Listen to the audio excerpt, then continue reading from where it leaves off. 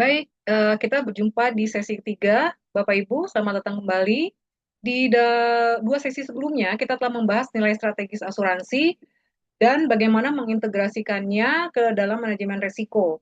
Di sesi ini kita akan membahas mengenai inovasi asuransi dan masa depan manajemen risiko di dunia bisnis yang baru ya. Jadi kita beralih dari dunia bisnis yang tradisional atau dari risiko tradisional ke dalam risiko yang baru yang modern. Untuk memulai, izinkan saya menyampaikan fakta penting. Kita lihat dalam 5 tahun terakhir ini sekitar 80% risiko baru bersifat non-tradisional, Bapak Ibu. Kita bisa lihat contoh-contoh risikonya, yaitu misalnya serangan cyber. Ini tentunya banyak ya terjadi ya saat-saat ini ya.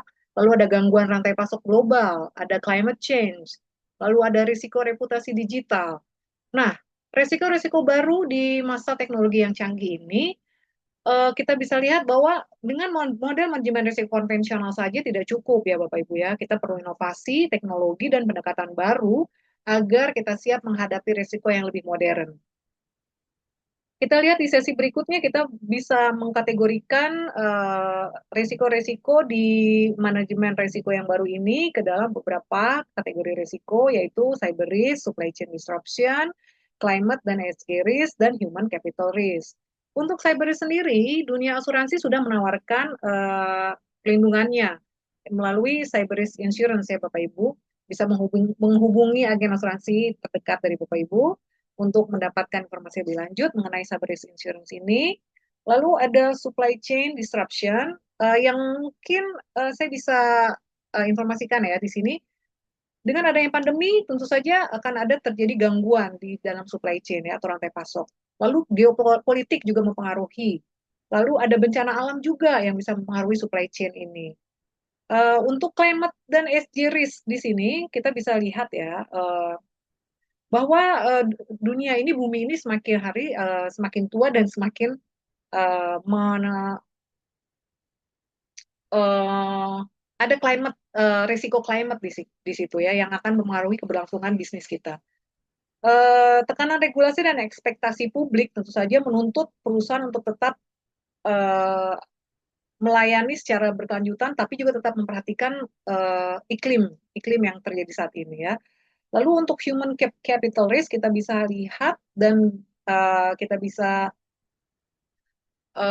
memperhatikan fenomena-fenomena yang terjadi saat ini dengan adanya burnout di antara pegawai misalnya, lalu kehilangan karyawan dengan adanya konflik sosial yang berdampak pada produktivitas dan reputasi perusahaan.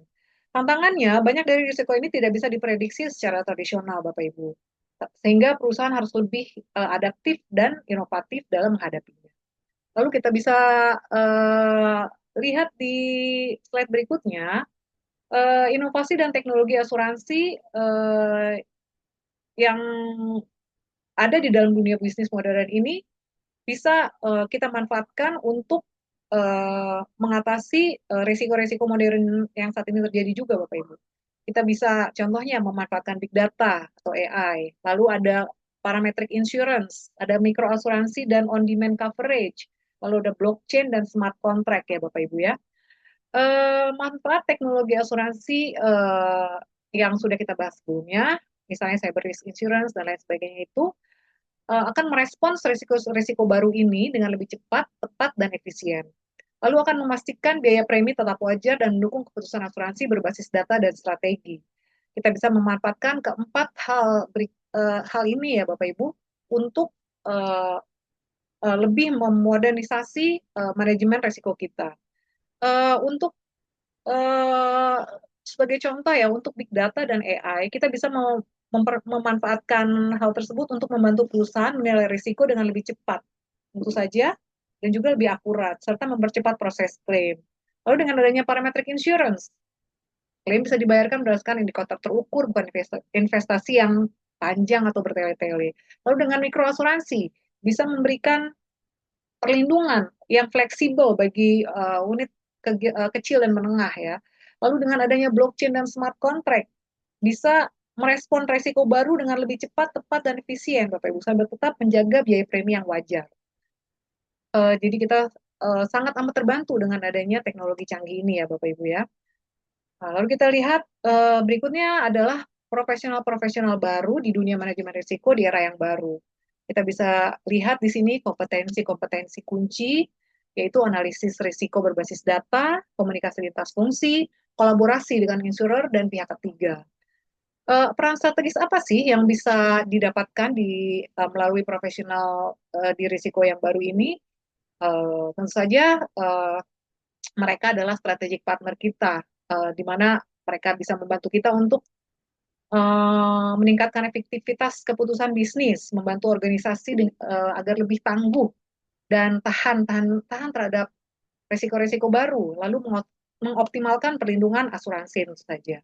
Kita bisa lihat di sini juga ada contoh praktisnya pada perusahaan logistik global dengan menggunakan AI dan menggabungkan dengan parameter insurance. Hasilnya adalah mitigasi kerugian dan menjaga kelancaran operasi. Lalu berikutnya kita bisa lihat ya bahwa masa depan manajemen risiko ini amat sangat bisa kita lihat secara sebagai alat strategis ya Bapak Ibu ya. Karena masa depan eh, risiko ini kita lihat akan kita untuk berpikir lebih adaptif, inovatif, dan kolaboratif. Sehingga apabila ada risiko-risiko baru, tentu saja risiko-risiko ini tidak akan menunggu kita untuk siap.